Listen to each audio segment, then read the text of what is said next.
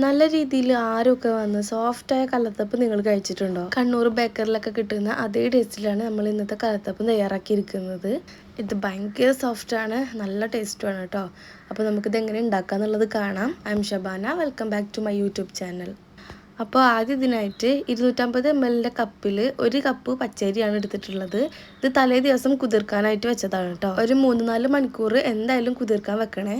ഇനി ഇത് നമുക്ക് സ്ട്രെയിൻ ചെയ്ത് വെള്ളമൊക്കെ കംപ്ലീറ്റ് കളഞ്ഞിട്ടൊന്ന് മാറ്റി വെക്കാം. ഇനി ഒരു മിക്സിയുടെ ജാറിലേക്ക് നമ്മൾ നേരത്തെ സ്ട്രെയിൻ ചെയ്യാനായിട്ട് വെച്ച അരി ചേർത്ത് കൊടുക്കാം. അതിലേക്ക് 1/2 ടീസ്പൂണോളം ചെറിയ ജീരകം ചേർത്ത് കൊടുക്കാം. പിന്നെ 2 ഏലക്കയുടെ കുരു മാത്രം എടുത്തിട്ട് അതും കൂടെ ചേർത്ത് കൊടുക്കാം. ഒരു 1/4 ടീസ്പൂണ് ഉപ്പ് ചേർത്ത് കൊടുക്കാം. ഇനി ഇതിലേക്ക് 1 കപ്പ് വെള്ളം കൂടെ ചേർത്ത് കൊടുക്കാം.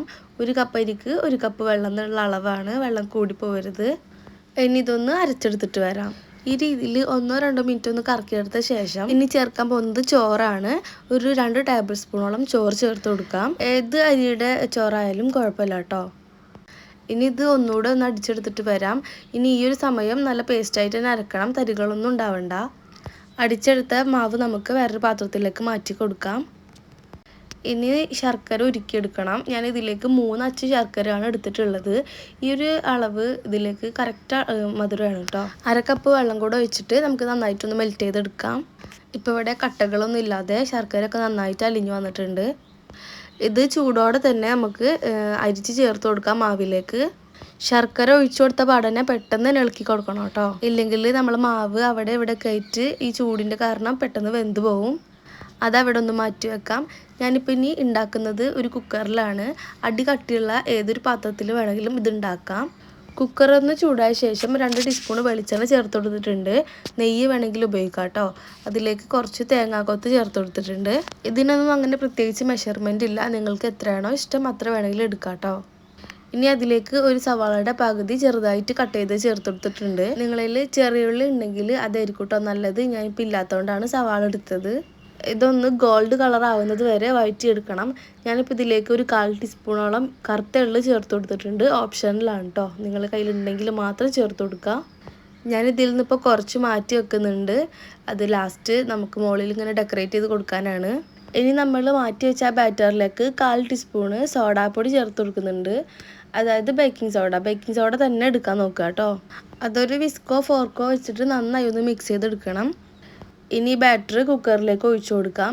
ഇത് ഒഴിച്ചു കൊടുക്കുന്ന സമയത്ത് ഹൈ ഫ്ലെയിമിൽ ഇട്ടിട്ട് വേണം ഒഴിച്ചു കൊടുക്കാൻ. ഇതിൻ്റെ മുകളിലായിട്ട് നമ്മൾ നേരത്തെ മാറ്റി വെച്ച ഉള്ളിയും തേങ്ങാക്കൊത്തും എള്ളും ചേർത്ത് കൊടുക്കാം. ഇത് ഹൈ ഫ്ലെയിമിൽ തന്നെ ഒരു 2-3 മിനിറ്റ് വെച്ചതിന് ശേഷം മാത്രം ലോ ഫ്ലെയിമിൽ ഇട്ടിട്ടൊന്ന് മൂടി വെച്ച് കൊടുക്കാം. കുക്കറിൻ്റെ വെയിറ്റ് എടുത്ത് മാറ്റാനും മറക്കരുത് കേട്ടോ.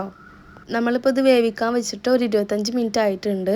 നമ്മൾ ഈ കുക്കറിൻ്റെ വെയിറ്റിൻ്റെ ഭാഗത്ത് നോക്കിയാൽ അതിൽ നിന്ന് വെള്ളം ഇങ്ങനെ തുള്ളിയായിട്ട് പുറത്തേക്ക് വരുന്നത് പോലെ കാണാം. അങ്ങനെ വരുന്നത് കണ്ടാൽ നമുക്ക് മനസ്സിലാക്കാം ഇത് ഉള്ളിലത്തെ സെറ്റായിട്ടുണ്ടെന്ന്. ഇതൊന്ന് തുറന്ന് നോക്കാം. കണ്ടോ, ഇപ്പോൾ ഇവിടെ സെറ്റായിട്ട് വന്നിട്ടുണ്ട്. കറക്റ്റ് ഒരു 25 മിനിറ്റൊക്കെ ആകുമ്പോൾ ഒന്ന് തുറന്ന് നോക്കുക വെന്തിട്ടുണ്ടോ എന്നുള്ളത്. ഇല്ലെങ്കിൽ ഇത് അടി കരിഞ്ഞു പോകും. കുക്കറിൽ നിന്ന് തന്നെ നന്നായി തണുത്ത ശേഷം നമ്മളിത് എടുത്തിട്ടുണ്ട്. ഇനി ഒന്ന് കട്ട് ചെയ്ത് നോക്കാം. വീഡിയോയിൽ കാണിച്ച പോലെ എല്ലാ മെഷർമെൻറ്റും കറക്റ്റ് ഫോളോ ചെയ്യുകയാണെങ്കിൽ ഇതുപോലെ അടിപൊളിയായിട്ട് നിങ്ങൾക്ക് കിട്ടും. ശ്രദ്ധിക്കേണ്ട കാര്യം എന്താണെന്ന് വെച്ചാൽ ബേക്കിംഗ് സോഡ തന്നെ എടുക്കുക, എന്നാലേ നമുക്കിത് ആരെടുത്ത് കിട്ടുള്ളൂ. ഇത് ഭയങ്കര സോഫ്റ്റാണ്, ഹെൽത്തിയാണ്. അപ്പോൾ തീർച്ചയായിട്ടും നിങ്ങളിതൊന്ന് ട്രൈ ചെയ്ത് നോക്കുക. അപ്പോൾ ഇന്നത്തെ വീഡിയോ ഇത്രയേ ഉള്ളൂ. നിങ്ങൾക്ക് ഇഷ്ടപ്പെടുകയാണെങ്കിൽ തീർച്ചയായിട്ടും ഒന്ന് സബ്സ്ക്രൈബ് ചെയ്യാനും ലൈക്ക് ചെയ്യാനും ഷെയർ ചെയ്യാനും മറക്കരുത് കേട്ടോ. കണ്ണൂർ ബേക്കറിലൊക്കെ കിട്ടുന്ന അതേ ടേസ്റ്റ് തന്നെയാണ് ഇതിന്. കുട്ടികൾക്കൊക്കെ ഒരുപാട് ഇഷ്ടമാവും. അടുത്ത പുതിയൊരു റെസിപ്പി വീഡിയോ ആയിട്ട് വരുന്നത് വരെ സ്റ്റേ ട്യൂൺഡ്. ബൈ.